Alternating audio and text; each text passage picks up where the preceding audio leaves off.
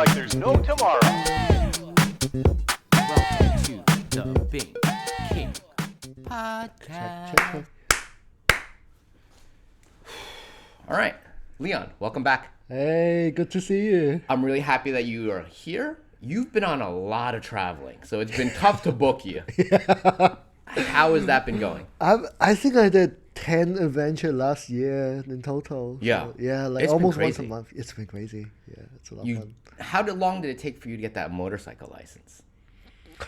Oh, okay. Well, it's only been, only took me like, 2 weeks? It's not that far. It's not that Really? bad. Yeah, it's only 2 weeks. Because I know how to ride a motorcycle before Yeah. I came to China. So I already know the basics and everything.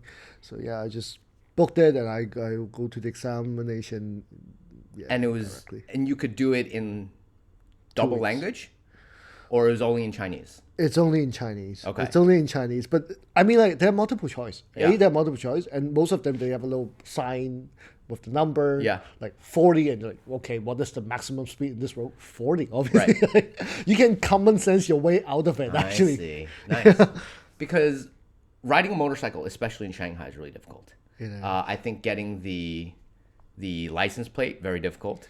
The license plate is very difficult. And Yeah. that's why I actually don't have the Shanghai license plate. I Right. don't know if you noticed. I but didn't notice. Yeah, it's a license from Zhejiang. Okay, Zhejiang license. Yeah. Because like the Hue one is like $500,000. It's so expensive, So, and yeah. they're so hard to come by. So I'm not buying one. Yeah, absolutely not. I'm not getting one. Oh, so I'm using the one from Zhejiang. Yeah. If I get caught, it's like 200 kwai each. Okay. So 200 kwai versus $500,000. Yeah, You know what? not even a consideration. Yeah, not even expensive. So it's. And you're not riding it all the time, right? I almost ride it every day. Actually, You're I just almost ride it every rolling the day. dice every day. Yeah, if I get caught, I get caught. It's all right. Uh-huh. It's okay. It's okay. It's the what? It's probably the least risky thing about riding a motorcycle That's compared to other. that's true. Like we were just saying, I'm terrified. Right. I'm terrified. I've been on like an electric scooter, Right. and some of them go very fast. Oh yeah. They can And go fast. once it gets to like 20 something, 30 something I'm like, I'm not okay. Right. Like if anything goes wrong, there's some kind of wobble, I'm done. Like, Right. What am I doing? Right. But this is as I was saying, like this is a really good mindset actually. Like riding with fear, I think that's the best mindset. Like I think last year for me, the biggest lesson that I learned from all these adventure is I love doing dangerous things, Yeah. but I always do it in the safest way possible. Like I'll rather do dangerous things in a safe way than to do safe things in a dangerous way. So having that mindset of fear, it humbles you down. You know, this is a really good mindset. Yeah. You will be an amazing rider. I would not because I can't get past the fear of getting on the motorcycle. Right, Like I right, think right, that takes a lot more time. I think if Right. I did enough training, Yeah, I'd be you build up the confidence. Yeah. but then I might not be this scared. Like, you know, I feel like there's like this balance of, you know, once you feel trained enough to do this, then you're less scared. Yeah. And you should be more scared. Yeah, but there's always uncertainty. Like riding a motorcycle, there's always uncertainty. Like anything can kill you on the road. Yeah. Like a little paddles of rock. I know. Or like someone who just didn't look and opened the door and you crash into like anything can kill you on the road. So That stuff happens even on a normal bicycle. yes. So even on a bicycle, I'm terrified Yeah, if every you- time I ride. if you're riding like 70, 80 kilometers per hour, No way. Then yeah. So that was one of the things that my mom told me never to do. oh, okay. The other one was go get tattoos, and I've already gotten those. And the other one was like, don't get on a motorcycle. And I haven't done that, and I don't plan to. Like, that's not on the list. But like for me, riding a motorcycle is a very zen experience. Because like when I ride a motorcycle, I don't listen to music because I okay. really do have to focus. Correct. And like for example, a couple months ago, I was doing island looping in Taiwan. So I was traveling the whole Taiwan.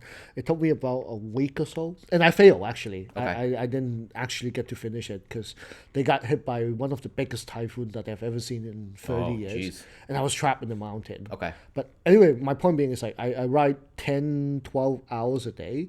There's no music. It's just me and the bike and the road. So my mind's only focusing on my vision. I'm looking at potential dangers. I'm listening to the sound of the engine, and you enter this state of really zen, and you have a lot of time for thinking. Right. Like you just have a lot of time of thinking about a lot of stuff. Yeah. So for me, like riding motorcycle, I actually reduce my time of meditation in the morning now. Oh, you have to.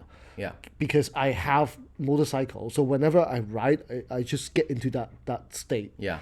Of meditation and like just focusing on all the senses and everything. That must be fantastic. It's a great feeling. Yeah. It's an amazing feeling. A lot of people have said that the reason why our grandfathers or previous have better mental state is because they didn't have headphones, they didn't have all of the entertainment that we have. So they actually spent a lot of time just being bored. And being bored requires your mind to think of something, and it's often they self-reflected a lot more than we do because they just didn't have all of these distractions. They didn't have television, they didn't have, at most they had radio. How long can you listen to the radio for, So very often they had time to just sit, stare, think, and we don't have, nobody has that time now. Speaking of which, like I want to go off topic a little bit. Go for it. Like, since you're talking about radio, I feel like people are replacing reading book to listen to podcasts. Me. And I actually realized that in myself too. Yep. I used to read a lot, but now like I'm listening to Jordan B. Peterson, Huberman. Like I'm listening to all these people, and I learned so much. And yeah, what's your take on it? Do you think it's like replacing this reading habit? I used to read when I was very young. Yeah. And then I quit reading for a very long time. Okay. I've tried picking up like paper books now, and it's enjoyable for a little bit. But I just find that I enjoy the audio version better. Oh, okay. So you do audiobook? Yeah, I do audiobooks. Okay. I listen to podcasts, but it gives me more time, right? So I can ride a bike and then listen to a podcast. I can get on the metro and listen to a podcast and not worry about missing my stop. Right. Because reading a book requires vision. And very often you zone into a book and you lose, I guess, time. And then all of a sudden, like, you look up and you're like 3 stops past, right? That happens a good amount. Right. So it's good to have audiobook that's kind of in your ear. Yeah. I don't absorb as much. Yes. I find that issue as well. Like, hard to focus, actually. Yeah. I get stimulated by other things and I got distracted. I was like, okay, well, what was it about? Like, but I just don't have the time to be 100% focused on... That's why I don't watch a video. Like, I don't watch video things. I just listen to... All of my entertainment is now just audio. Oh, I see. Yeah. I see. What about you? I see. That's a thing. I also have a theory because I used to work in a lot of international school, collaborate with a lot of international school, and I realized that there's so many kids nowadays with ADHD. Yeah. And I think that's the reason. Like, I think we take in information a lot faster than the older generation because we can like play on your cell phone while listening to podcasts, and then like you're talking to your friend and while you're eating. Yeah. Like back in our grandfather's generation, they don't do Can't that. do that. They do one thing at a time. Yep. So I think this is why it's not like the ADHD as if it's a defect, but I think they just take in information in a very different rate. Yeah. Probably faster, and they process things a lot faster, and that's why they can do multitask to reach that capacity, or else they get bored. Okay. Yeah, if they don't get that stimulation, they get bored. Yeah. So I think this is the thing, and I see that in myself as well. Like now I'm like sort of do a little bit of multitasking, listen to podcasts, while I'm like could be reading something like that, or like. So you don't think it's good? I think it's different. I don't know if it's better or worse. Like, I can see both pros and cons. Here's how I see it. Our parents actually crave social interaction.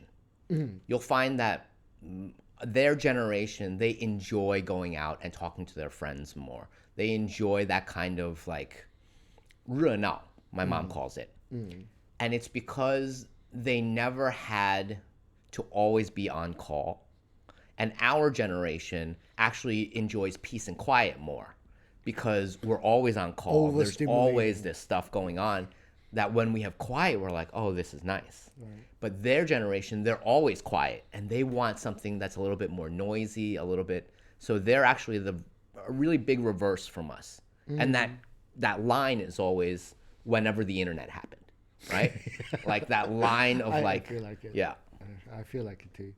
But because I've done a lot of traveling, and most of the time when I go travel, I travel by myself. Oh, really? Most of the time I travel. Okay. Because the way I travel, I go to new place. Very difficult. I rent a motorcycle and I have my sleeping bag, my tent with me. Yeah. And I'm just going to be on the road for 2 weeks, half a month. And every single day I'm just like sleeping in the tent. Yeah. There's no... Yeah, sometimes I don't brush my teeth. Yeah. So it's hard to come by. If I'm stuck in the mountain, I'll try my best. Like no Right. shower, no. So who's going to do that with me? And 10 times a year? No. Most people would not. They'll do it one. I think you'll find friends that'll do like 1 or 2 with you. Yes. But there's no way that everyone's going to do that. Have that kind of rate. Right, Yeah. right. So most of the time I do it by myself. And whenever I come back, my friends will be like, hey, how was the trip? It's Yeah. amazing. I saw your photo. And I realized that it's not like I don't want to share with them, but I realize that even if I share, it's, they might not get it because they weren't there. And Yeah. sometimes some of the experience is really hard to tell through language. Yeah. Like that Zen state of like riding a motorcycle for 10 hours, 12 hours. That's almost like meditate for 12 hours a day Yeah. for 2 weeks straight. It's really hard to tell people. Mm-hmm. And also, I feel like when I'm doing all these adventure by myself, I sometimes also get lonely. But when I get back, I feel like if I share those experiences, it will ruin the moment that I have with myself. I get you. If that makes sense. Like, It does. I want to Yeah. preserve that little... Yeah, that's just for me. That's just yeah. for me. Yes, that's just Yeah. for me. So, yeah. It's weird. I actually wanted to ask you, do you even notice a lot of the scenery? Like if you're always focused on the bike, the road, like you're also talking to yourself on the inside. Like at some point, like the scenery doesn't really exist to you. Oh, you have to, because when you're on a motorcycle, you do have to pay attention to everything, from little rocks to the wind to the temperature, the noise in the air, because all those things actually do affect your bike performance. But then how often are you just like looking around and being like, wow, this is fucking gorgeous? Oh yeah? I do. Then Okay, I'll drive slow. good. Then I'll Yeah. ride Slow slower, it down. or I'll even like just stop, Yeah. just take it in. Just like, because I have a rule for myself. Mm-hmm. So like going back to like doing dangerous thing in a safe way, I set up like several rules for myself. Yeah.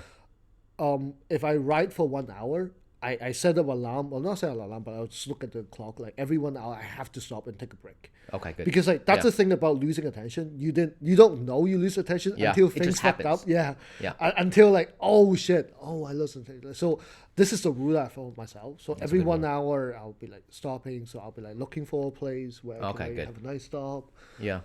and chill and everything. So That's great to hear, because like I can imagine even just on a road trip with your friends, like you see straight roads so long that all of a sudden like you don't pay attention anymore. Yes. And that's how accidents happen. Yes. All the time. You're just like bubble and you fall asleep, whatever. Like your brain just shuts down. Yeah, and you didn't know until it happened. Right. Until it already happened, actually. Usually when things end up like, I fucked it up. Yeah.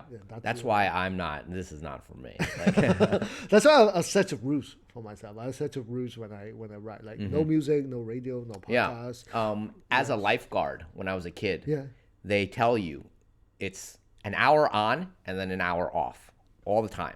You Oh. have to come off the chair after an hour. Some places are half an hour. Oh, okay. But okay. they force you because it's so peaceful sometimes that you cannot. It's physically impossible to keep that attention going. Yeah. So they tell you an hour on, an hour off. So it's always 2 or 3 lifeguards at a time. Yeah. Yeah, That it's too hard to keep attention and being like, how many people in the pool is anyone like that kind of stuff is very important. So I get it. I think that's a great rule. Do they teach you that in like motorcycle school? No, but I have a friend who had a lot more experience in adventure than Yeah. I do. So I learned a lot from that friend, actually. Gotcha. I learned so much from that friend. And also, like, on the road, I meet other riders, I meet other adventurers. cool. And we'll talk, we'll share. Because I do think oftentimes adventure, we're lonely in some way. Because we're doing something that most people, like, you're crazy. Why are you risking your life? Like, why are you... That's how I'm thinking right now. Like all the time whenever you say this stuff. Why are you doing this? Like, it's a typhoon. Why don't you go to the highway? Why do you have to head back to the mountains? It's more dangerous. I'm like, oh, but it's more fun there. And It's prettier.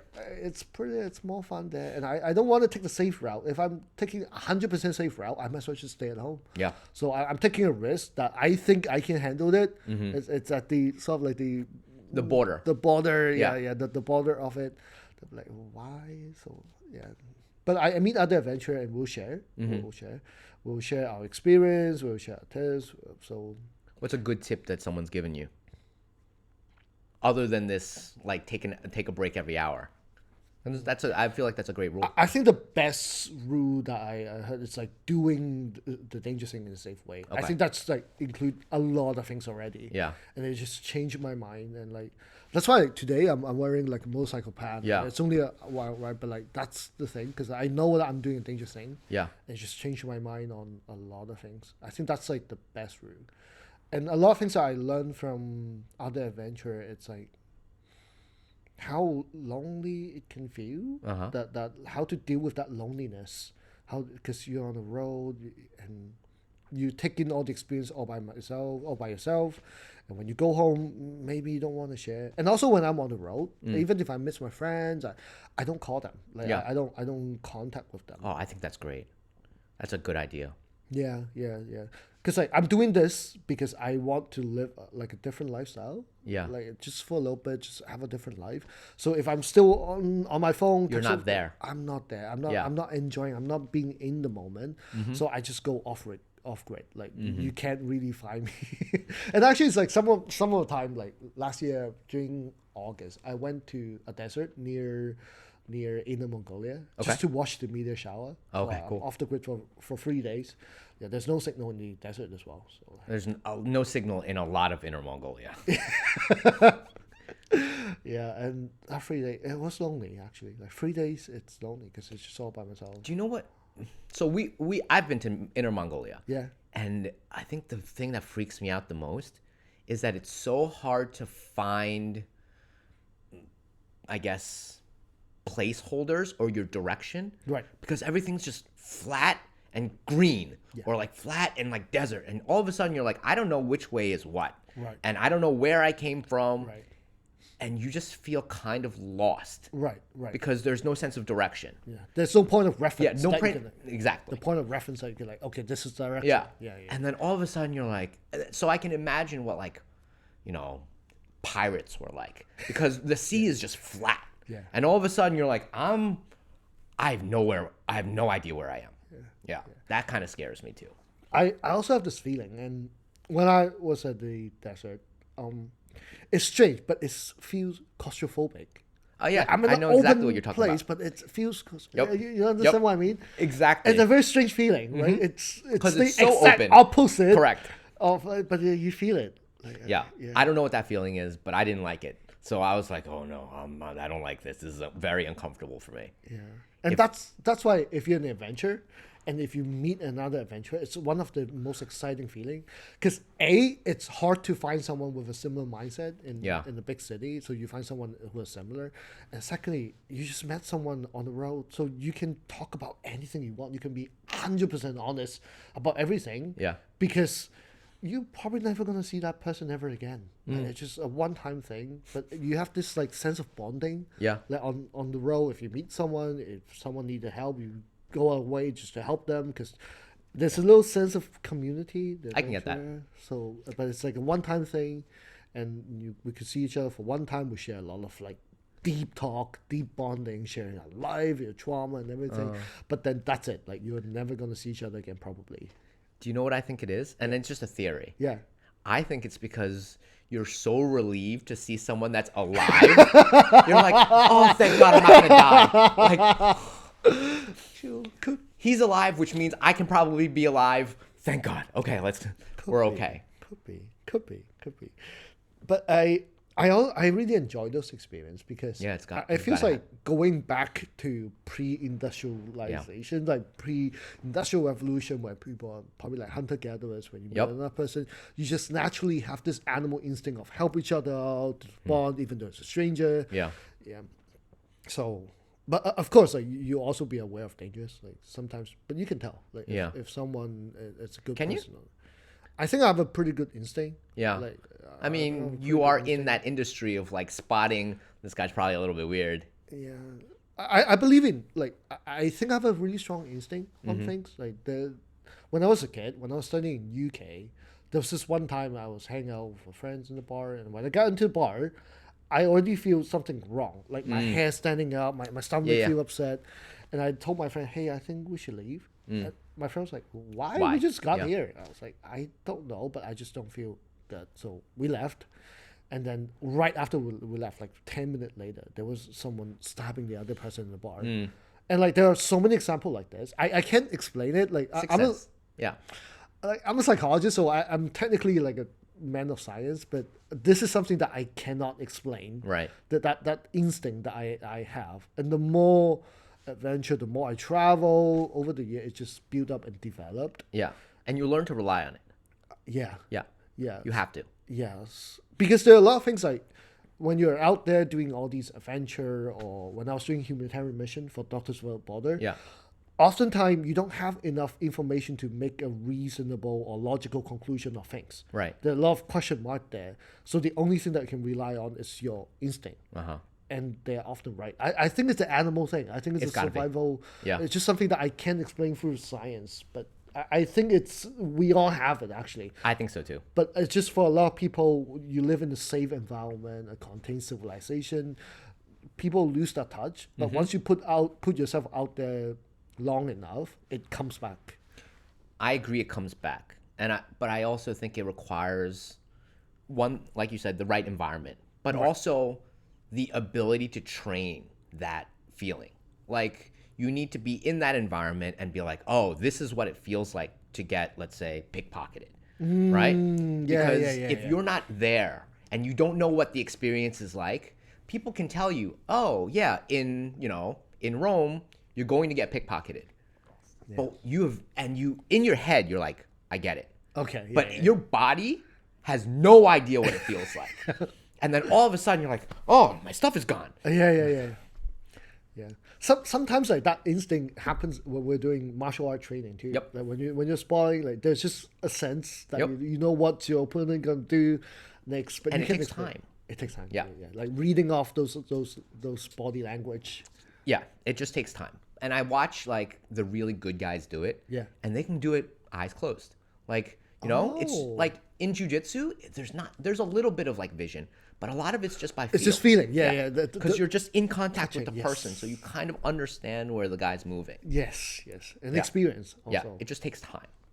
But I love what you're talking about for like loneliness. Yeah.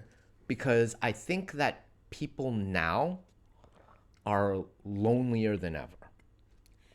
And here's my theory, and I've been saying this a lot on my podcast. I don't think that people are adding new friends to their lives.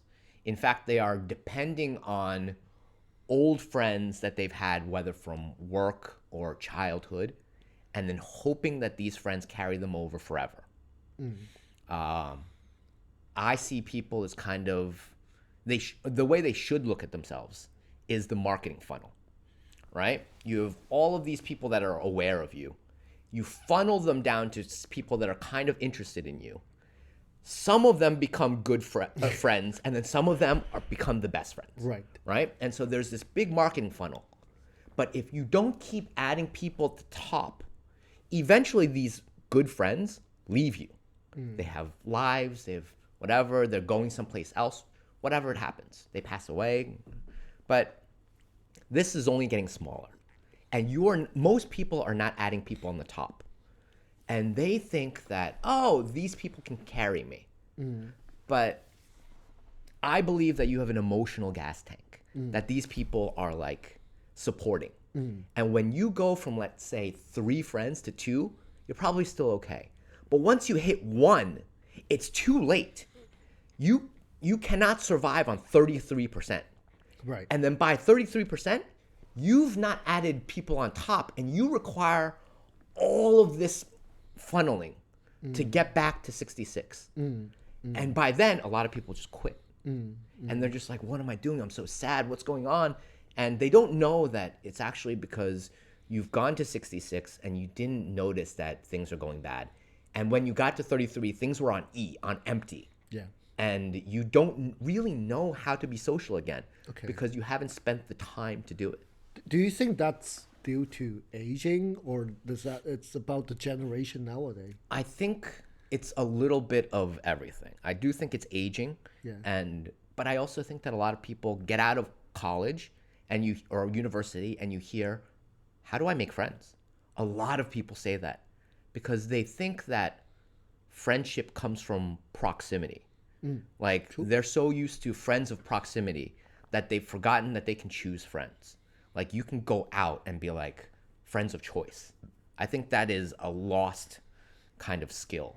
And people are just like, oh, that's why a lot of people sleep with their boss or coworkers, because those are people in proximity. And they don't realize that they can go out and find these people. Okay. I have an interesting research in my head. Go for it. That I want to share. They study the psychology of loneliness, and they study the gender difference, and they realize that for men, men have like a smaller social group. We will rely on the very few people that we connect with, partner, family, friends. And they also look at how men find friends. Yeah. And they look at work.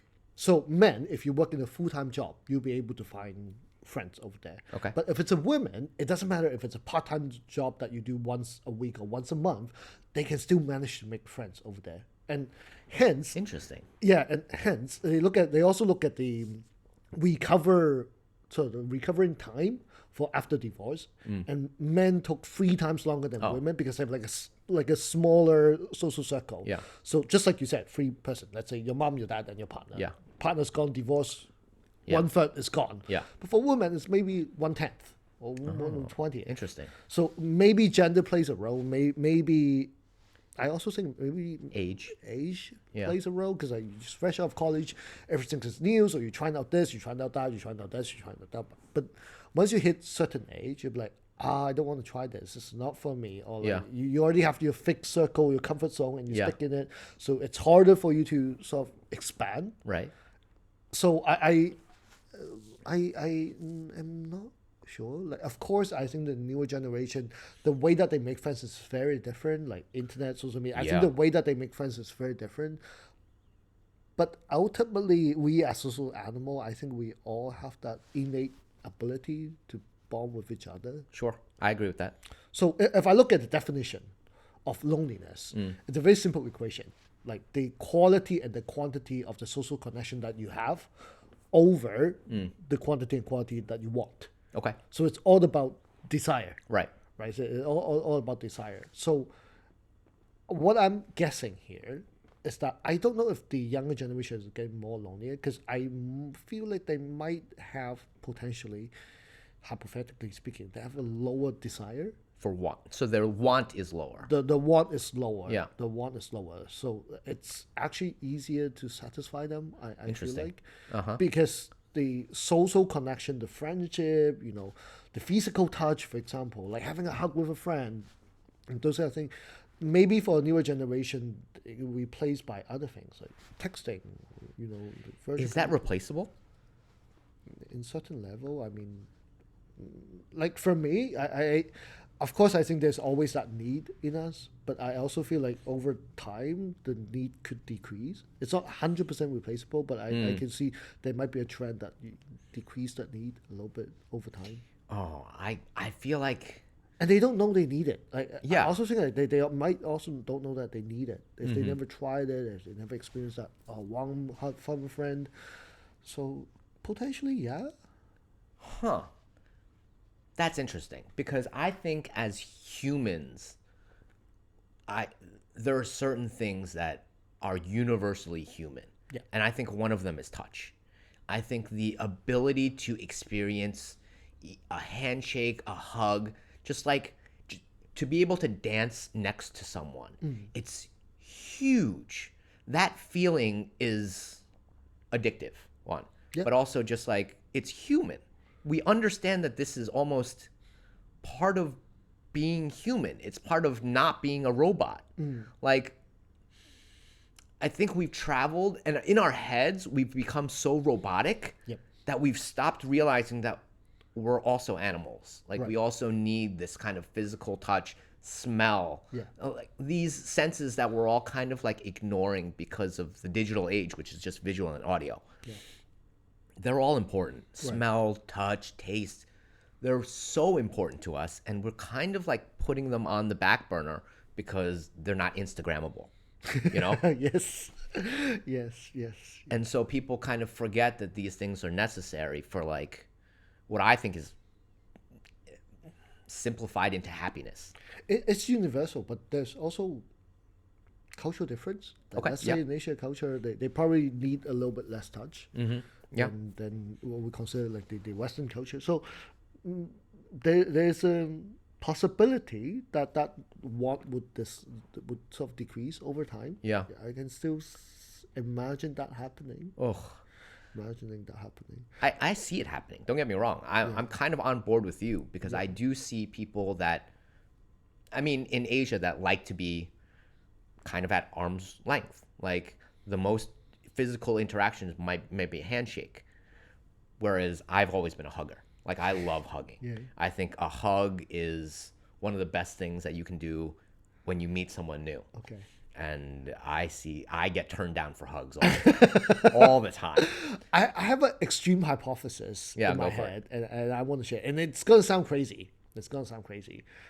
But you know why we have social connection? Because we're a social animal. Okay, why are we social animal? Because we need each other to survive in a hunter-gatherer society. But for majority of population right now, we're living in a civilized society. It's a lot more safer. So maybe the social need doesn't really help us to survive, or we don't need that to survive. Like Okay. you can actually live a life without social interaction. Like mental health is a different issue, but physically you can survive, right? Yes. You can like just order 外卖, Yep. 大众点评, 米团, you can order all these things, you can survive without it. So maybe the social need that we have to connect with each other is just left over. You know, like in the future age where you have AI and blah, blah, blah, if you don't need that to survive, maybe one day, not within our lifetime, but maybe one day, that need would go extinct. I can imagine that. Just like our tail, right? Like, Yeah. we don't need that to survive anymore, so it's gone. It's gone. Yeah, so maybe that social need would be the same thing in, I don't know, 100 years, 200 years, but that could be the case. And it's happening right now. It is happening. It's 'cause- happening as we speak. Yeah, like if you completely ignore the mental health issue, but actually, do we need friends to survive? Probably no. But the mental health issue is It's part of issue. them. Yes, it's Yeah. part of them. But like if you use time, Right. right? If you use like generations Yeah. to overcome it, then maybe that could be overcome. I guess from if you're talking about an evolutionary standpoint, Yeah. like you're talking a large amount of time, Yeah. it could happen. I can't imagine what those relationships are like though. Like to the point where each person is just like, I guess the Matrix, where you're in a tube almost, right? You only need this tube and it kind of gives you everything. Like that's terrifying to me. Like I cannot imagine being stuck like that. It is, but if you think about the newer generation, if we assume for the newer generation the major tool for them to communicate with each other Is their phone. It's their phone, then what difference does it make that you're talking to a real person or an AI? I don't know if you really believe this. Can you, like, let's say you have an Instagram account, you Yeah. have like 100,000 followers. How many of them that you're sure that they're a real person actually? Oh, very few. Yeah, so like if you can text with them, you can talk to them, can you tell the difference between ChatGPT and a real person? I don't think I can. I'm finding it harder and harder. Yeah. Yeah. So why isn't it replaceable then? If we're just doing online text Because it's not real. Can you tell? Like what difference does it make in terms of value, the emotional value that it gives you? What difference does it make? I'll give you a rebuttal then. I do care about what's real. And I do because and I know real is kind of Subjective. subjective. It's weird. But- Truth is subjective. Yeah. But I'll reverse that question and ask you, Okay. if you were being cheated on, would you want to know? And I think most people would say yes. But you could live your whole life without knowing, and you'd probably be happier. You'd probably be, but why do you want to know? Because it's real. Because I want to know the truth. And I think that's the same thing with this. Like, I would want to know that I'm talking to a real human. And that would make me feel, I have that need. And it might not make me happier because, maybe I had a really good time with this AI. Yes. But I want to know it's real. I want to know that it is a real human. And there's something, I guess, built into us that's like, I want to know it's real. I want to know that my partner is not cheating on me. I want to know that I am talking to a real human. Like, But okay, I'm talking crazy here. Yeah. Let's go extreme. Go for it. Let's go extreme. What I also see is that maybe because we're so used to online texting and everything, I think the interaction that the newer generation have is different than, Yes, than it the is. older generation.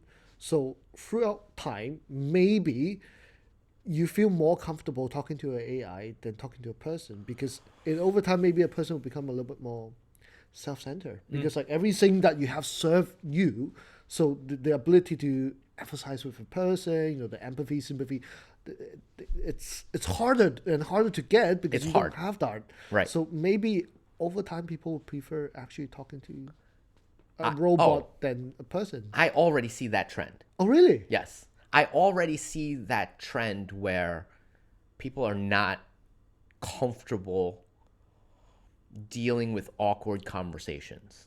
Okay. And because they're uncomfortable in those conversations, they use the term, I'm very introverted.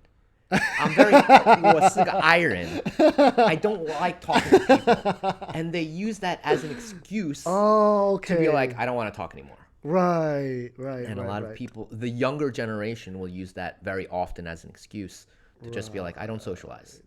And they kind of turn themselves into this like lonely human being because they're like, they convince themselves that they're introverted, whether they are or not. And then they're just like, because it's harder and harder to talk to people. It is. Yeah. It is. And again, it's not something that you actually need to survive, or like you need it to survive, but like do. over time, like but over time, like imagine if you work in a, I don't know, like a tech company, IT company. Yeah. You can do all the things by yourself. If everyone is just task oriented, do you have to make friends with people? I don't know, because I'm coming off from my profession. Yeah. Being a psychologist is sort of lonely as well. There are very little teamwork involved. Like unless I'm doing let's say I'm doing a case anorexia nervosa, Sure. right, eating disorder. Yeah. Then I'll work with doctors, nutritionists, but aside from that, most of the time I work Alone. alone. Yeah. And I do think that in the future to come, there'll be more jobs like this that require less teamwork. But, I get where you're coming from. Okay. And I think that is less, I hate to use the word almost holistic, Okay. because I believe that a human is a full being and there are many parts involved to Right. all sorts of sickness and health in general. Yes. Most of the time, it's not just one thing, it's several things. Yes. So I'd like to, in an ideal world, have multiple people work on me as a Right. human, Right. and not just go to the pharmacist and get painkillers for pain. And, not like in fitness, a lot of people used to just be like, well, I'm just going to take some painkillers. Right. Instead of maybe going to the physiotherapist and being like, well, maybe it's this. Oh, and then okay. going to the cardiologist and being like, maybe it's your heart. And then maybe if they all work together, you have this like full picture of Right. what it could be and what you need to work on. Right. Yep. That makes sense. Yeah. But I do see the trend where each individual doesn't talk to the other individuals, and then you just think, oh, it's probably this. That is the easier way to make money. right? Yeah. And also, like, downstairs, we were talking about my take on whether or not people are getting more lonely. Yeah. I I actually feel the trend is not loneliness. I feel the trend is anxiety. Because It's anxiety and not loneliness. Okay. okay, that's from my experience. Yeah. Because I work with kids, and ever since COVID, like the cases that I have with anxiety, it just skyrocketed. And I was sharing that experience, that hypothesis that I have. I think one of the reason it's because for social media, there's no age limit, there's no age restriction, and I started this thinking like 2 months ago because I saw news in Australia they're putting a age restriction for using Instagram or social media. Like It's good. I if think it's a good idea.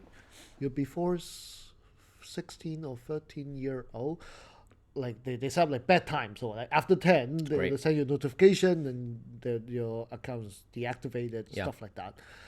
And I think it's not very liberal thinking, but I actually do think there should be some sort of filter for the younger generation.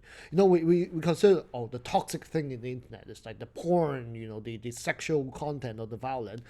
I think they're harmful, they're toxic, but they are not the worst part. I think the worst toxic thing in the internet for the younger generation, it's those middle-aged men complaining about life. Like, oh, I don't have money to pay Despair. for my mortgage. Yeah, the despair. I don't know what the meaning of life is. Oh my God, my boss is stupid. Like, I think this is toxic because, and this is crazy, but I think it takes the hope out of the kid. Like Yeah. when they see the future, when they see the adult, like there's no can see hope that. in the world. So then why am I studying so hard? Like what am I studying this for? Even if I study a degree, I get the law, I might get replaced by AI. And like even if I keep my job, my boss is stupid, and I think this is the worst part of Yeah. the internet. It's like those sushunen. It's like those. those Oh, I get it. yeah, those complain. And if you're enjoying your life, like people like us, we don't spend that much time on the internet. We're telling Correct. people how great that is. Yeah. So you end up having those the worst, not the worst, but like the loudest people are usually the people who are most unsatisfied, Right. and that painted the world for them. And the worst part is this is also part of reality. Like you can't deny that. You can't tell the kid, no, life is not like that. It's all candy and that. You can't tell them because That's not what they've seen on the internet. that's not what and it's also true. It's also part of the reality. Now, me as a psychologist, I need to reintroduce hope to them. Oh, But that's it's hard. hard because it's contradict with everything that they see, the world. Yeah. It's hard. And that's where the anxiety is coming from. The Mm. despair, like, okay, well, why am I even doing this right now? Why do I have to work hard? Why do I have to study hard? If the world is like this, what is this all for? Right. You know, like when during my time when I was a kid, I grew up watching anime, Yeah. comic book, you know, manga. It's all about hope. Like if you work hard, if you put your effort into it, the friendship, and you know, you can live a good life. But now, I don't think that's the case. Like Yeah. I also think art is a big thing. Like I just came back from Cambodia 2 weeks ago, and I'm sorry, but I realized that I don't really like Cambodia a lot. Uh huh. Not because it's a poor country. Like I've been to a lot of poor countries, like Philippines and Thailand. But I like those places because I like the sound of the city. When I walk down the street, the bar are playing great music. When I walk down the street, I see They're happy great people. graffiti. Exactly, because art teaches people to enjoy abstract thing. Yeah. If you don't have art, you're only thinking about survival. You think of money, you know, those tangible stuff. So I don't like Cambodia because I feel like it's a place with no art. And that's a big impact. And now if you look at the entertainment that we have nowadays, Yeah. do you know what Wei Duan Ju, like Yeah. the small TV series Yes. nowadays? I don't consider those as art. It's not abstract thinking because if you look at the material that they create, it's about okay, someone get bullied at work. Do you know who my dad is? My dad is richer Yeah. than your dad. I've seen it. This is not art. This is not abstract. Like Yeah. so, I think that also plays a role. So, it coming off from my personal point of view, like maybe the solution is art, literature, music, drama. That's really interesting. And It's a that's very great way- romantic. It's a very Yeah. romantic way of thinking, but I do think so. Mm-hmm. I do think if you can show them how to appreciate art, they would have this after thinking. They will be knowing that, okay, maybe life is not just about money. Maybe I can have a good life, enjoy life by just sitting by the beach, playing the guitar, listening to great music. Maybe that's a solution to it. My devil's advocate argument would be that art really reflects life. A lot of, I'll give you a good example. My friend CN, her name is Jungle Butterfly. This is ridiculous. But her song is about how I don't really want to talk to people. I feel anxiety when I talk to people. Like being social is very tough on my, on my mental well-being. And that, clip went viral because People relate to it. People see that is exactly how I feel. I do feel very anxious when I talk and when I'm social, and so art is really reflecting what other people are feeling. Yeah. Thus, when people feel very kind of in the pits of that despair, that's what the art becomes, and it's just reflecting what society has given them. And there's not a lot of that hopefulness. Maybe because people aren't feeling hopeful. It's just really hard to feel that way and then produce art or literature or movies that make you feel hopeful. You think it's a vicious cycle? Yeah. I think it's just coming, and it's a spiral. It's just going down the toilet as opposed to going upwards. Okay. Can I give a counter argument? Sure. I personally think the most noble purpose of creating art is to give people courage to live. Sure. And talking about that despair, that loneliness in art, in music, when I feel, let's say we go for a bad breakup, you don't listen to happy song. No, You never. go for the worst breakup song, the one that like balls your eyes out and crying. yeah. I was saying, but it's therapeutic. You actually feel better afterwards. You feel like you're understood Sure. by someone else. Correct. So I actually don't think it's gonna drill down. I do think that after you listen to those things, there's a therapeutic element to it that you might actually Spiral out of it and go up. Interesting. it give you courage. Yeah. Like, No, I kind of get what you're saying. Yeah, the courage to live. And I recently I watched a movie called Look Back. Okay. Have you? No. It's an anime movie from Japan. Okay. So long story short, it's about a girl who likes to write comics as a little kid. Met another friend who also liked to make comics and become friends, so they write comics together. One day, one of the girls decided, "Oh, I'm sorry, I want to go to the big city and study in university. Yeah. I can write comics with you." So the girl left. Unfortunately, something terrible happened. She got killed. Oh, no. So the other girl became a really famous comic writer, one of the best in Japan, and look back to the whole thing. It was like, oh, if I've never met that girl who got killed, if I never met her, if we never write comics together, maybe she would survive. Maybe she wouldn't go to the university and study art. Maybe she would survive. That's basically the whole story. Yeah. But when I look back to that story, I think because in the story, the girl wanted to go to university because for her whole life, she was very alone. She had anxiety talking to people. But because she met the other girl, that's how she came out. Got the courage to go. Got the courage to go out. So ultimately, my interpretation of the movie is if you're doing art, even if you change one person's life in a very small way, that's still worth doing. Oh. That's still that's the most noble purpose of doing art. Yeah. And in one extent, if you believe art is a language, it's expression, then maybe that's also the meaning of social interaction. To change each other's life path. To I interact. agree with that. 100%. It's part of the reason I do this podcast. Nice. So like writing that music of despair, you're also changing people's life. You're also creating positive impact. There will be people who spiral down. Yeah. But I'm sure there will be a lot of people who spiral up as well. And all it takes is just one person that Yeah. live a better life because of your art. That's the meaning of your work. Jungle Butterfly, Yeah.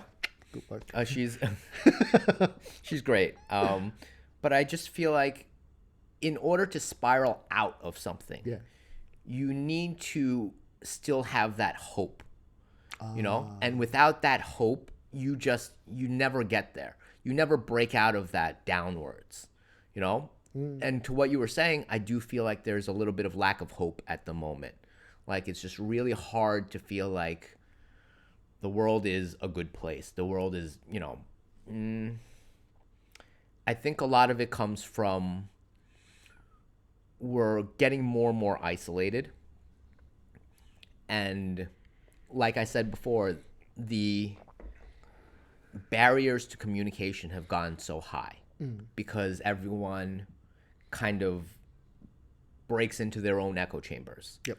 And these echo chambers become places where language changes. Right. You know, and when language changes, in order for me to jump into your space, I have to learn a whole new language. Right. And then it becomes really hard for me to jump into those spaces because there are such high barriers to entry that people just stop doing it. Okay. A great example is the young people. Sometimes I know we're both speaking Mandarin, but their Mandarin and my Mandarin are not the same. And I'm just like, what did you just say? And it's just all this internet speak that I'm lost on. And I'm like, I understand why people don't want to communicate anymore. Because the barrier to entry for me to talk to someone who's not in my echo chamber is just so high. And that's only going to get worse because those echo chambers are shrinking. And it's just becoming these people that have these small groups and they're happy in those groups. Happy, but like these groups will never have new people because your barriers are just getting higher and higher. And you're separating yourself more and But more. they're getting their friends among their group, no? Like the younger generation. Probably. So it's probably harder for us, middle-aged jump men, in. to jump in. Yeah. Probably. Like, But then they it's only harder hear for- the same shit all over and over. when I was 16-year-old, Yeah. I probably wouldn't enjoy too much having a 30, 40-year-old jumping to Absolutely my not. friend group. Like, Absolutely what not. are you doing, bro? Yeah, why are you here? Yeah, leave. Get lost. Right. Yeah, so like maybe it's aging. But sorry, can I jump back to the hope topic? Go for it. Because something you said just inspired me to think about one thing. Because I think now a big part of my job when I'm handling a case about anxiety, it's about hope. Yeah. And I always tell my patient one thing. Are you a movie nerd? Do you like No, movie? I don't have a lot of culture. Oh, Let's okay, say. okay. Do you know Forrest Gump? Yeah, of course. Shawshank Redemption? Yes. Okay, so I'm comparing this to movie. For Forrest Gump, life is a box of chocolate. Never know You what you're don't gonna know get. what you're gonna get. Yeah. All right, so you just keep on running, and good things gonna happen to you. I think that's complete bullshit. Okay. It's objectively a good movie, but I hate the message. Actually, Hmm. I don't think that's what hope is. It's not like you keep on running and good things gonna happen to you. I don't think that's what hope is. I think hope is Shawshank Redemption. Okay. All right, with a low spoon, every single day you dig a hole, and at the end, push a can get brake, out, right. You can get out, and I think this is what hope is. You start doing something not because you see hope. I'm working on something. I'm putting my sweat and blood on something not because I see hope. It's because I'm putting my effort into it. That's when hope happens, and that's what I tell my kid. If you don't see hope, hope won't just happen, land on you, and something good happen. That's not what hope is. You have to start doing it. You have to open yourself to the possibility. Then you have room for hope to land on you. I'm not sure you got the right message from Forrest Gump.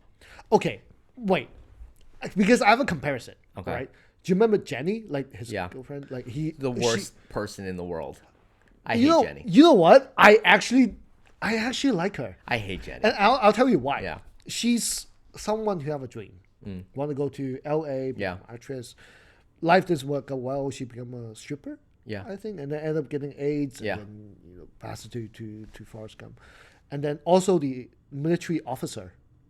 Right, his whole family devoted his life and to the country, Yeah. and it ended up losing No his legs, yeah. no legs. So I feel like the movie is mocking people who work hard to chase after the dream.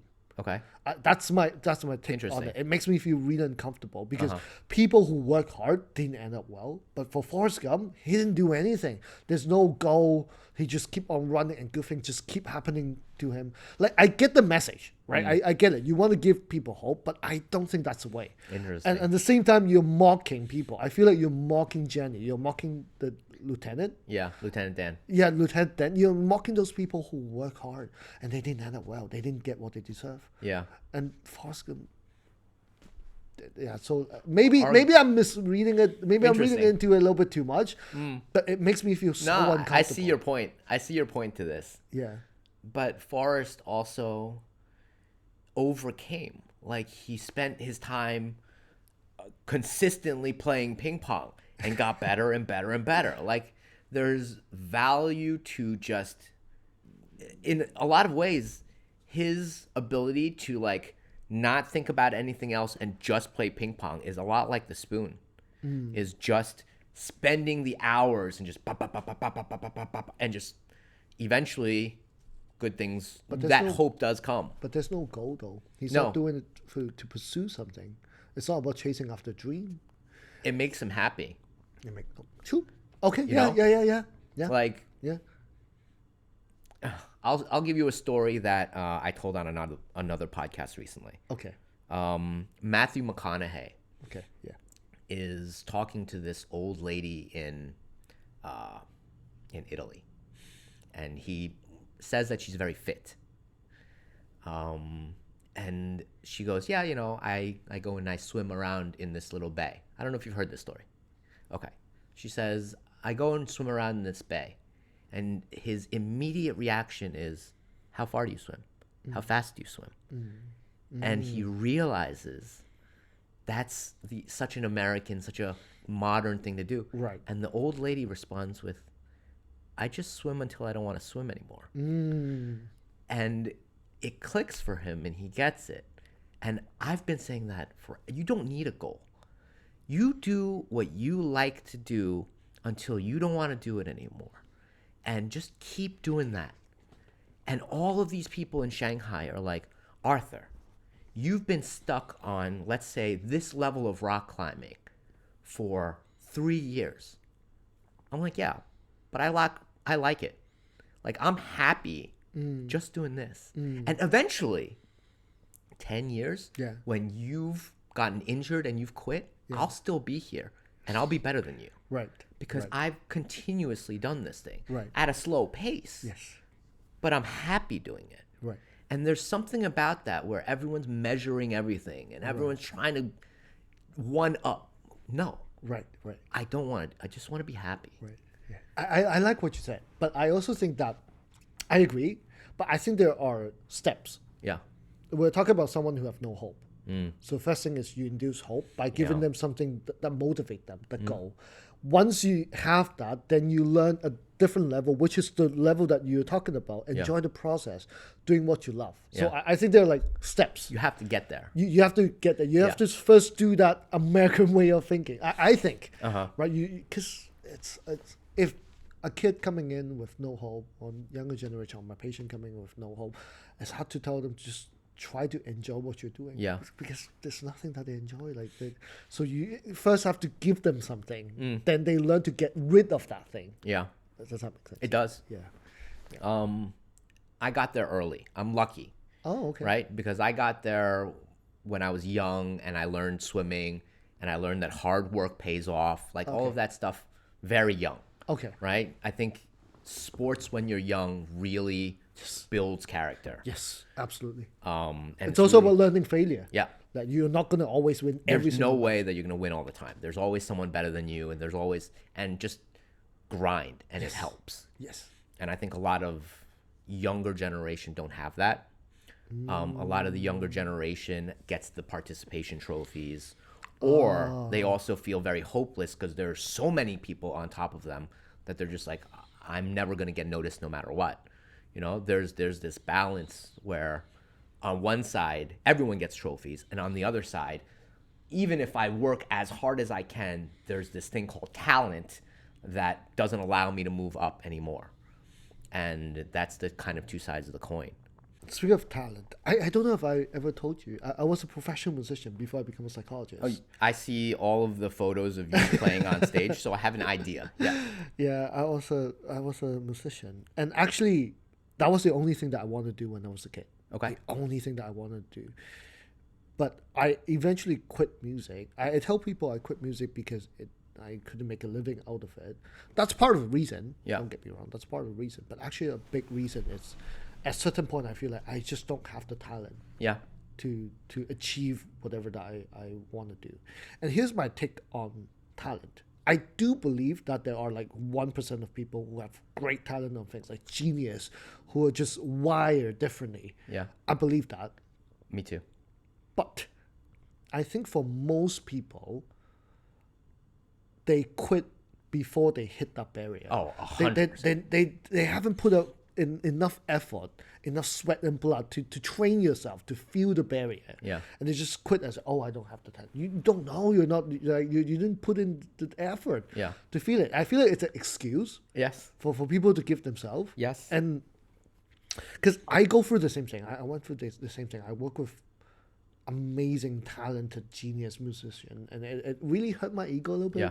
Honestly, It has like, to. It has to. Like, Yeah. I started playing music when I was 5 years old. I played guitar when I was like 8 years old. So by the time I met one of my friend in high school, I've been playing music for what, like almost 8 years, 6 years, and then this friend just picked up a guitar for half a year, knew plays it. better Yeah. than I do. Oh my god, that was a terrible feeling. That Yeah. realization of, oh my god, this is a genius right Mm-hmm. in front of me, and I just don't have what it takes to do it. But I still Right. grind, and I officially quit music as a career at the age of 27. Mm-hmm. At the age of 27, but I think chasing after dream, it's one of the most difficult things on earth. It's one of the most romantic, amazing experience, but it's the suffering and the pain. Like Yeah. people, I don't think people actually understand, because the self-doubt, like you lose sleep thinking about it. Oh, Right. am I going to do it? Because it matters to you. It's the only one thing that you want to do. And then at the same time, you go through this self-doubt. Oh, do I have what it takes? You lose sleep, you lose appetite over it. It's a very painful experience. Yeah. But it's still worth having. It's still worth having. Mm-hmm. And these are the concept that I have about what hope is, what dream is. But nowadays, going back, when a kid said, oh, I just don't have the talent, that kid is smarter than I am, that kid swims Yeah. faster than I am, I have to motivate them in a way that, are you sure that's talent? Maybe that person worked harder than you are. How Yeah. do you know this is purely genetic talent? Mm-hmm. And like, oh, it's so good that like I can give us some example, like Nate Robinson. Okay. I don't know this person. Okay, it's a 5'8" NBA player. Okay. That tells you. Yeah. Yeah, talent matters for that 1%. But if you, let's say you want to do whatever that you want to do, maybe you don't have to be that top 1% to do it. Yeah. You can compensate it with effort, Mm-hmm. with hard work. You can compensate it. And I agree with that. I think this is how I induce hope to people Mm-hmm. to sort of deal with the anxiety problem. And I find it, I would say that it works actually. Mm-hmm. It has to. works. Yeah. It works. Here's what I find is the big issue with children. Okay. And I see it very evidently Okay. in jiu-jitsu classes. In Shanghai, I think a lot of gyms now, their main source of income is children's classes for jiu-jitsu. It's a lot of gyms are like that. Okay.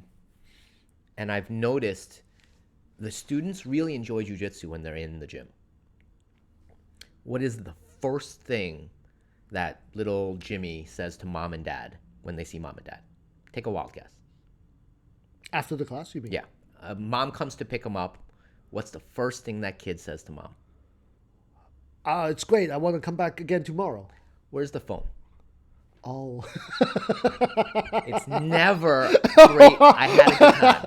All right. That makes sense. 90% of those kids will see the IE, whoever's picking them up, 手机呢, all the time. I see it so much. And you see this kid have a good time. And the parents are like, how do I get my kid to really love jiu-jitsu like you guys do? How do I get... Your kid because they're like, I've spent all this time giving them options, trying to let them find what they love. They love the phone. They're addicted to that phone. And they're trying to enjoy other things, but their brain's addicted to that phone. Yeah, of course. I mean, like, you have like Facebook, Instagram, TikTok. You have the most genius people working on it to get people addicted to it. Yep. You have a specialized team doing that. Yeah. So, like, That's their compared whole to- job. That's their whole job. Yeah. To get you addicted to it. Yep. So, of course, I mean, like, it's a losing battle. It's a losing battle. And so these parents are pushing these kids, find your passion, find your interest, something that you love. And maybe they've found it on the way. But it's been overshadowed by this basically drug addiction that's in a phone.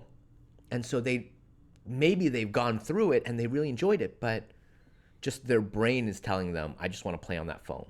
Yeah, the dopamine addiction. Yeah, is so strong in these kids that they've failed to realize that this is something I can be great in. This is something that I can really do, because even probably during that training session, they're thinking about that game that I was playing. You know? And It's hence, you think there should be a restriction. 100%. I think that these kids are so addicted to these things that they've forgotten what it feels like to just Live. live. live. Ride on a motorcycle. They'll never understand the value of that. You know, to be without a phone, to be without, and just be here in the moment. I had a conversation with one of the adventure in one of my trip. I think it was in, where was I forgot. Too many trips. I met this person up in the mountain in Mai Hong Song, in Okay. north of Thailand. Yeah. I met this person, and we're having a chat about like adventure, and we're like, oh, like it would be nice if we have more friends like adventure in the world. Then I told my friend,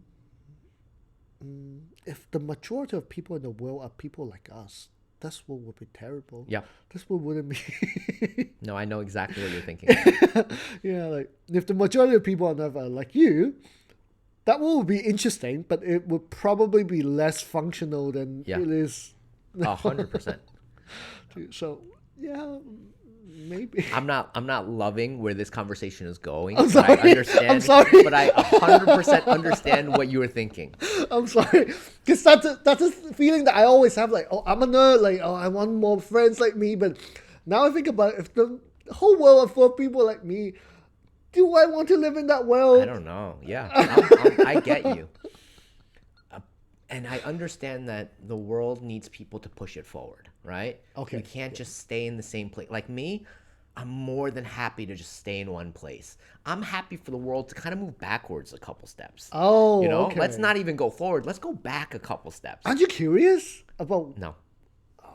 I'm actually more curious about things that we've forgotten than things that we can discover. Okay. What are the things that you're most curious about? I mean, it would be cool to see how dinosaurs actually died. Let's say what's on the bottom of the ocean. If aliens made the pyramids, like basic things like that. Was there really an Atlantis? Like things that we've forgotten as humans would be cooler than, I guess, other stuff that we're currently studying. True. I do think with the technology, people are losing the sense of wonder because it's easy to get answer. Yeah. There seems to be like whatever that you don't know, ChatGPT, Google give you the answer. Yeah. So people lose that sense of curiosity and wonder. It seems like we can all give an answer to most of the things now. It's why I don't like when things are measurable.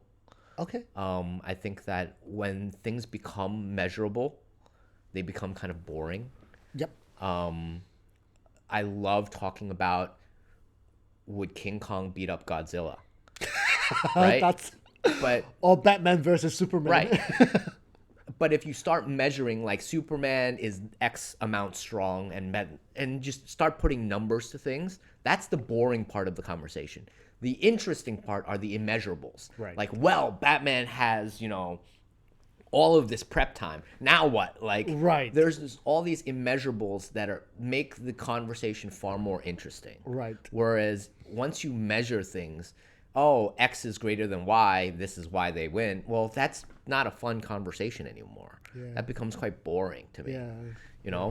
Which is why when people start talking about money, it's the last thing I want to talk about because money is so measurable. It's so boring. To me. Definitive. Yeah. Yeah. And I don't want to talk about that. I would much rather just be like, yo, King Kong would whoop his ass because, King Kong has, the brains to do that. Like, that's so much more interesting.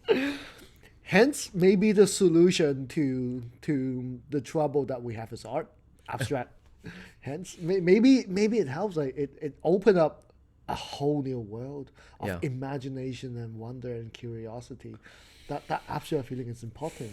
Like if everything is measurable, definitive, it'll be boring. The world is becoming more and more digitalized and measurable and less interesting to me. Yeah.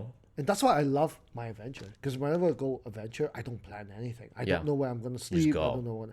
I just go. I rent a motorcycle and I just follow the sun. Not even GPS. Just follow the sun. I'm in the east side of the country. I'm going to head west. Yeah. That's it. And no GPS. And I just follow the sun. Just go and I can. I'm not ready for that yet. That's too terrifying for me. What's so terrifying about it? I like to know where I am.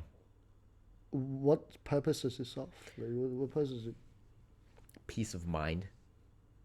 Safety, I guess. Don't you think that you can handle yourself? Don't you have the confidence in yourself No. that you can handle it? Oh, no. No. Oh, I'm comfortable in... Like, I like the risk a little bit, but I also know that there are things out there, like maybe the east side of the island and the west side of the island. If I don't know where I am, maybe the snake is a different snake that bit me. Like, what if there are bears on this side and nothing on that side? There are things that I cannot overcome that I don't know about, and that's terrifying.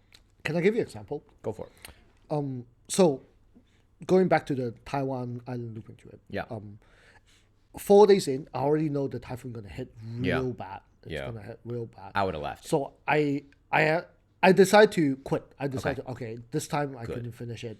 So I have to circle back. Now I have two ways to go. I either go through the highway, which is fast and safe, straight line, all the way, but it's boring. Because riding a motorcycle highway, it's one of the most boring and Just straight. Yeah, and one of the most boring, and also a little bit dangerous too, because you're fast. Or I can go through the mountain, which the mountain would be significantly more dangerous. But I decided to go with the mountain because the mountain is a little bit more fun. I'm already 4 days in, and I don't have a charger on the bike. So I have little battery left. So I go to restaurants. I ask them, can I charge my phone here? So I charge up my external battery, the power bank. I start heading to the mountain. Voila, 2 hours later, it starts to rain real hard. So in the mountain, riding a motorcycle when it's raining is slippery. It's already dangerous to begin with. Yeah. And what's the worst thing is my power bank got wet. Yeah, so now it's leaking power. I only have 16% left. And I Jeez. have 4 more hours to drive to get out of the mountain to head somewhere safe. Yeah. But I only have 2 more hours before the sunset. And in the mountain, there's no street light. So I'm only relying on the lamp, which is really dangerous, actually. Yeah. So I have to make a quick call. What do? 16%, no way it can last four way. hours with GPS on. Right. And at night, I can barely see. And riding a motorcycle, the wind, if it's in front of you, that's fine. You just drive slower. Right. If it's behind you, you're pushing you faster, it's still fine. The most dangerous wind Side to side. is side to side because you lose balance. And if the road is wet and the mountain, there are all these kind of curve up and down. You have to put in the right gear with poor vision. Right. And no GPS, so you don't know how sharp the turn is. So tell me you stopped. I didn't. I didn't. So I have 16% left. What I decided to do, I stopped. I used 10 minutes to memorize the map as best as I could. To remember, okay, how many turns later I have to turn right or left. I just use 10 minutes to remember as much as I can. Yeah. Then I switch off the phone. I just go for it. And every 1 hour or so, Turn it back on, check. I have to check it if I got it. Yeah. And at the end of the trip, I managed to get out. But I was soaking wet, and Yeah. I was soaking wet, and it was dangerous and everything. But when I head down the last, I took off my helmet and I just breathed, I made it. and I'm so happy. Yeah. I can imagine. I'm so happy. Like the feeling that I'm alive, I survived this. Like habituation. Like No. habituation is when a human being exposed to the same stimulus over time response decrease. Oh, okay. So if I poke you, you feel uncomfortable. If I hold it there for 20 minutes, you forgot about it. Yeah. That's the feeling of alive. Yeah. We take it for granted. And after that trip, after that 4 hours driving, I took off my helmet, and that's a gift of feeling alive. It's the strongest feeling ever, and I'm so happy. Yeah. Because I took on that risk. Yep. Because I didn't know whether or not I can do it, but I have confidence that I might be able to do it. I just have to be extra cautious. I just have to focus for 4 hours. And I did. Yeah. And this is what I mean. Like, you don't get those feelings if you're always in control. Yeah. You don't get that. And when I tell people I did that, they're like, you're crazy. You're crazy. You should have just stayed, or you should have just taken the highway. Why do you do that? Mm-hmm. It's fun. I blessed with the feeling of alive. Yeah. And I think it's one of the greatest It is. ever. I understand you. I don't know if I told you, but we recently went out to Bali. Okay. And I always think that I'm a very good swimmer. I grew up swimming. I just assume that I'm a very good swimmer. Right. And then I saw this beautiful like rock formation that was out there. Yeah. No idea how far it was, but I was just like, I'll swim out there. And then I got out there, I touched the rock, it was beautiful, and then all of a sudden I started swimming back, and I was not coming back. The water just kept pulling me in the wrong direction. Oh, shit. And in the beginning, I was like, yeah, I'll make it. It's not a big deal. It's not that far. Like, I can see the coast. It wasn't happening. And then in my head, I was like, my girlfriend is on that beach, and she's going to tell the story of how her boyfriend just disappeared, just never came back. Because, she's tanning. She has no idea I'm, this far out, and I'm going to be gone. I'm just not going to go back. And terrified at that point. I was like, what am I going to do? Water keeps pulling me out. I'm supposed to swim this way, but I keep going the out. And I'm getting kind of tired at one point, and I'm just like, I'm not going to make it. Yeah. And then eventually I start swimming like kind of perpendicular, and I'm making a little bit more progress, and eventually I make it back to shore. Wow. And I was just like, oh, thank fucking God. Like, I would be stuck. But then I get what you're saying. Like, the ability to, like, talk to the ocean and be like, well, we're going to do this. And I respect that this is the ocean, and you swallowed up far better swimmers than me. Yes. And I'm just going to try. And please, like, God of the sea, whatever, just let me get back to shore. And that's a great feeling. Like, putting your feet in the sand to be, oh, I can stand. Yeah. That feeling is like, thank God. Yeah. But, like, I get it. But if you ever ask me, would you do that again? No. Hell no. I get that feeling is great. Really? But it's addictive. That feeling is addictive. I'm way too old to swim that far out again. No, I'm way too old. I also realized that, like, throughout the process, when you're swimming, you have that self-talk, right? So I have to say the self-talk. And I realized that self-talk is very interesting. Yeah. Because while I'm riding, I'm keep asking myself, why the fuck do I do this? Yep. Why am I in this position? Why am I in this position? Why don't I just stay home, lie on my bed, play my phone, video game, whatever? I'd be so much happier. Why am I doing this? And in that experience, I came up with an answer. Oh. Because I don't want to die. That's why I'm risking my life. Which is weird. But I don't want to die. That is one of my biggest fear. Yeah. But not the biggest. The biggest fear is like, I didn't live my life. Yeah. I don't want to die. But what I'm most afraid of, I didn't live my life. Yeah. So that's why I'm in this situation. And that self pep talk that You can do It it. helps. Just focus. Yeah. And within that 4 hours, I think it's one of the most focused moment I ever have in my life. Mm-hmm. I can feel every single thing on my tire, Yeah. the wetness, the friction. I can feel everything. It's Yeah. a fantastic feeling. Like once you're in that situation, your body being pushed to the limit, you open up so many different senses. Yeah.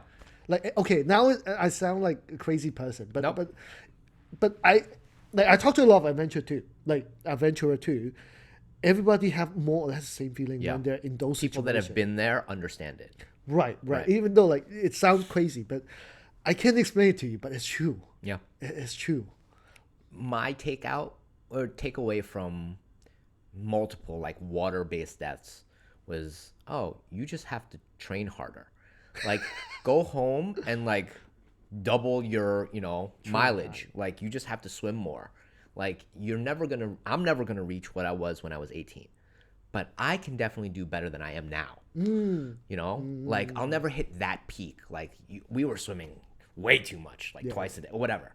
That was way too much. But you can do better than today. Like I'm swimming less today than I was, and so I could be doing more. Yeah. Why not just do a little bit more and make yourself slightly safer? Yes. I think that's be dangerous, but also be safe. Yeah. I guess. Nature's always bigger than us. Oh, for sure. It's Like, always bigger than us. yeah. Like I have this feeling because I camp a lot right now. And I think about the technology that we have. The air conditioning, the fan, everything. We're trying to replace what nature could have given us. Yes. And what nature can give us is so much better, actually. Like if you live in a place with amazing weather, it's so much better than aircon. Like the smell of a fresh flower is better than any perfume that you can smell. Sure. Like anything that we look for in comfort that technology gives us, actually nature have a better version of it. It's free. I don't agree with this, but I understand. I understand what you're getting at. Okay. But there is the feeling of a room at 69 degrees that's just perfect, and I don't. There's something to that I really enjoy. Like food, right? Like MSG. Okay, it tastes good, salt. But like fresh food, it's so much better than anything. Like the I'm not with you on this one either. Really? I think there are certain foods and certain spices that I think a great cold bottle of Coke is okay. better than anything I can find naturally. It's Fresh chemically made to be perfect for your senses. A fresh can of Coke is unreal. You can give me 100 coconuts and I'll still be like, I want that fucking can of Coke. That's delicious. There's something about technology that does. Really? Yeah. Oh, so I know you used to own a restaurant. Yeah. So in your point of view, do you think freshness of a food is the most important thing to create? It is very important. Okay, but not the most important. But I think the ability to pair natural with unnatural, there's something that you understand the human senses that can, kind of make food better. That's what great chefs do.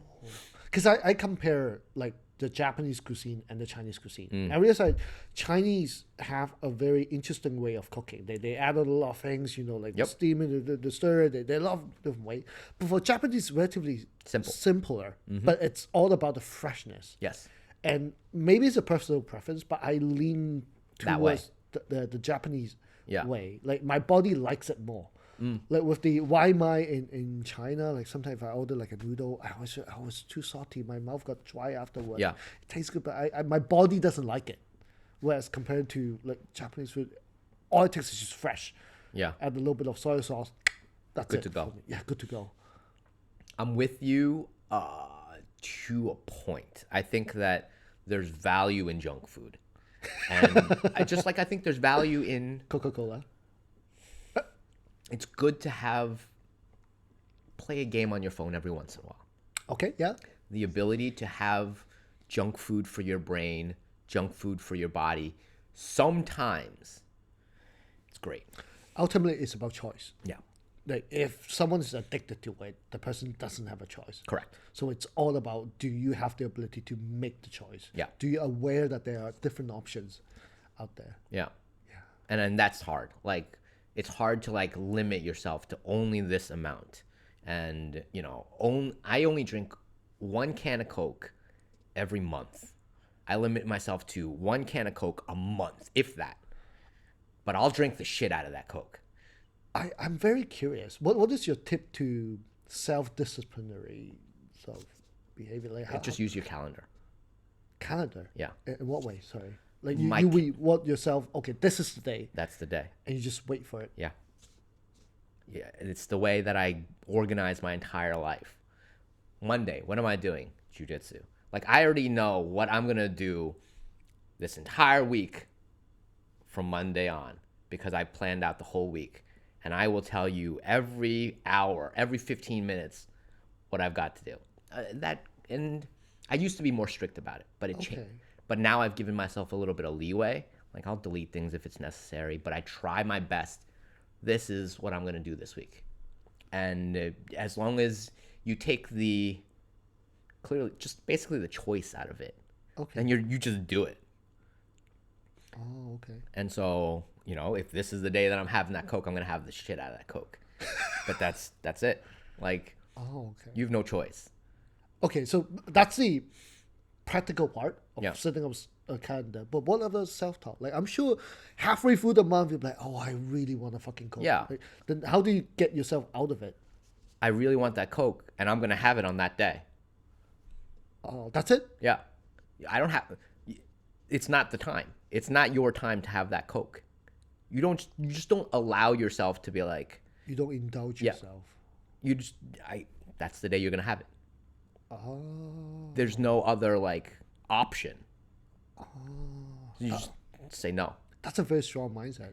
Yeah. Like, I feel like I couldn't do it. Like, I think mentally I'm a lot weaker. Like, if I want to have it, okay, maybe it's time for a cheat day. Oh. I mean, and I allow myself, like, if it's, let's say something social, right? Okay, yeah. And I think social situations, it's really difficult because you have a lot of friends, there's a lot of peer pressure. Yeah. And your friends are like, hey, we're going to Huoguo. Okay. And it would be really nice to have a cup, like a can of Coke with your Yes. hot pot. Yes. 99% of the time, I'll say no. I'll say, I'm just having water. But you have to allow yourself that 1% to just be like, this is your junk food. Like, then just do it. You know, like, it's not the end of the world. You don't like whip yourself for it, but just allow yourself to be like, all right. And that percentage is different for everyone. I think I sit at around 1 or 2%, or I'm just like, yeah, Which is extreme. it's a little extreme. It's very extreme. And that's why I'm asking, like, where's that come from? I don't know. I started doing it when I got to China, and I've just kept doing it. Crazy, right? Oh, wow. Is it, does it have anything to do with family? Is it okay to ask? Like, does it have It's anything to do not. with parenting, Nope. family, environment? I think maybe a school? little bit with swimming. I think swimming, we just had that schedule, and you just had to do it. Oh. And it doesn't really matter. Like, my coach would say, it doesn't matter if you're on your period, if you've broken a leg, you're getting in the water. Like, good luck, you know? That is so Spartan. It's like Sparta way of training. Yeah, I have friends, we've thrown up, and you're getting back in the water. Like, you throw up blue Gatorade, everything looks like shit. You're getting back in. Like, good luck. I push myself only in survival situation. Like during the summer, I went to Xinjiang. Have you been to Xinjiang? Not yet. It's on my list. It's hard. I just let you know it's hard as a foreigner because like I ran a motorcycle, I couldn't even get gas without help of the local. Like they need to check your ID before I add gas. Yeah. But it's one of the most beautiful places I've ever that's been what I to in hear. my life. Yeah. So there's a place called Duku Road. Okay. Duku Gonglu, and they only open around 2 months every year because the rest of the time they close because it's too cold and there's snow mountain. But that road is Beautiful. Gotta beautiful. be. It's beautiful. Like within that one road, you can experience all 4 seasons. Oh. From snow mountain to the spring field and hot desert. Yeah. One road you get to experience all 4 seasons. It's amazing. Like Yeah. desert and snow mountain, grass field. Here's the thing. I lost my passport on the second day. No. So what you do? That's crazy. It's crazy, but I was like, but I still want to continue my trip. I don't want to go back to the city and wait for a day or two. So you know what? I make some call to my friends. I ask them what to do. Like, okay, you know what? You can go to a certain city. On your way, you just take a detour, go to a certain city, and Yeah. you can get it. I say, okay, you know what? Let's do that, and now let's enjoy my trip. Yeah. Voila, I can get it on that day, turns out. So now my flight, it's about 24 hours Oh, no. later. Yeah. And I'm really, really far. I think it's a 1,300 kilometers away. That's really far. And I only have one more day to go. Now, I have an option. I can cancel my flight Yeah. and I can just book another one. Correct. That's what I would have done. Yeah, that's what most people have done. Yeah. But then I look at the map, I calculated it. If I don't sleep, if I keep on ride for around 22 hours, I will hit it on time. So I calculated the resting time. I skip sleeping, skip eating. If I do it like 1 hour, 15-minute break, every hour, 15-minute break, about 20 hour, I can get it. I can make it. I still have Right. 3 hours of leeway. Yeah. So I was like, should I do it? Should I do it? You know what? Let's try. Yeah. And I did. I threw up 3 times on a row. It was so nerve-wracking. I have to go through sandstorm in the middle of the desert, in a highway, middle of the night. I'm on a motorcycle. It's not that heavy. And whenever there's a truck went by, I feel like I suck in by them. Yeah. 21 hour, no sleep, no eating. Keep on riding. That's wild. And I push myself to it. So I will push myself like the way that you do. The discipline, okay, I'm not going to sleep. I'm not going to take a break. I just have some like chocolate bar, Yeah, keep energy going. bar. Just keep on going. I would do it if it's for that. But Right. like if it's just a Coke or like a cigarette, I don't yeah, smoke. I'm weak. Yeah. I'm so weak on it. Like I'm trying so hard to quit. Not trying so hard, but like I do nicotine gum. Yeah. I saw. Yeah, I do nicotine gum. I have a rule that I don't buy cigarette. Yeah. I don't buy But it. But if I ask you're in people- bars, that cigarette's coming no matter where you and are. I'm hanging out with friends who smoke, they're like, hey Leon, do you want a cigarette? Yeah. Yes. Of course. No, I don't have the same sort of like mental strength as you do. Like, Okay. I'm a lot weaker. So I'll tell you that when we were at the bar, girls come up all the time and they're like, have a drink with me. Yeah. And no matter how hot the girls were, I would not drink alcohol. Yeah. And I've been sober for 15 plus years. Nice. And it's just, you just put down a foot and you say, this is not even an option. You just take it off the table. And then if it's not an option, your brain is just like, well, I can't, so I'll do something else. It's just not an option. The same way that Coke is not an option. Right. Just your brain is just telling you, well, you can't do that. So next, what else can we do? Like, let's find a way around this because you're not drinking that Coke. Maybe you're born this way. Like I feel like you're just wired differently. I don't think like that. so. No? No, It's a self-talk? there's a lot of self-talk. I see. Yeah. That is very interesting. I want to study. I want to study your brain. This is great because I think this level of self-discipline, it's something that really lack of in modern day. I agree. I feel like people are, including myself, like overindulge ourselves too much. And I think in order to do great things, to achieve great things, that is necessary. That's But I have the absolute- discipline. I just don't have the motivation. Yeah. I'm just like, I have great discipline in staying right here. Okay, you are achieving Yeah. of staying where you feel Yeah. comfortable. And that's perfectly fine. I feel like there's just so much momentum that you're just like, well, I'm just going to keep doing what I'm doing. That's amazing. Yeah. That's great. That's great. I think this is a great place to end. Again, before we end, tell everyone about your practice. Where are you looking to go with this? Right. So I have this new practice, this new project that's ongoing right now, where I basically want to train people, and ultimately I want to train more psychologists. Yeah. Because I see there's definitely a huge need in mental health. But aside from that, like I share a lot of passion about art in this podcast. Yeah. Art, adventure, psychology, and I also think that's important. So my practice separate into different parts. The lower level, where I just talk about movie and art and music and psychology, relationship. So those are like in group setting. Oh. People, if they're interested, come in and join, and we'll just have a chat. And then one level higher, where we will do sort of like a one-on-one session, more tailor-made. Like, what's going on with your life? What about your career? What you want to do? Or like, I do some consultation, therapy. I do that. So Right. that's one level higher. But the highest level that I want to do is to be able to train more psychologists and professions Yeah. who can inspire other people to make this world a better place, to influence more people. So this is what I'm doing right now. It's really fresh. I only started like very recently. Yeah. I'm so passionate about this project. I feel like I'm like filtering out and condense all the experience and all my passion that I have for the past 35 years of my life. Yeah. Condense into this project. That sounds awesome. things I'm doing. Yeah. Do you have a name for it yet? I'm thinking about Dreamboat. Okay. Yeah, it's so corny. It's a little corny, yeah. It's very corny. But Yeah. do you know One Piece? Do you know the Yeah. anime One Piece? Yeah, Of that's course. what I'm saying. Like a bunch of people going on an adventure, like Together, traveling yeah. on a boat and having this great thing, and don't know where it's gonna end. But it's the process that matters. The Of course. adventure. It's at the like at the end of the day, it's the adventure is not about getting back home safe in one piece. No. Right. It's really about the story that I get to tell, the experience that I have. So, I don't know. I haven't really fixed on the name yet because now I'm like just trying it out Yeah. with people around me, and I already have like I'm very lucky that I have a lot of friends that express their interest, and they already signed up. Like after Chinese New Year, they already signed up, and I'm gonna Great. start doing it in a way.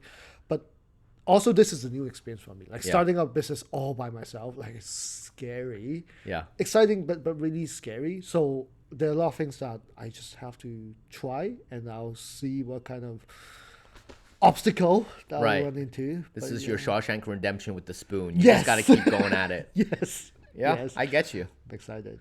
Yeah. I'm very excited to see it. If there's more news about it, like once you get somewhere with it, please Yeah. come back. Tell us more about it. Can I send you a poster afterwards? Absolutely. Like, maybe after the Chinese New Year, so we can put this in Yeah, the podcast. for sure. Would that be okay? Yeah, of Thank course. you. Thank you so much, man. All right. That's it with Leon. See you guys later. Bye-bye. Bye. Do, do, do, do, do, do.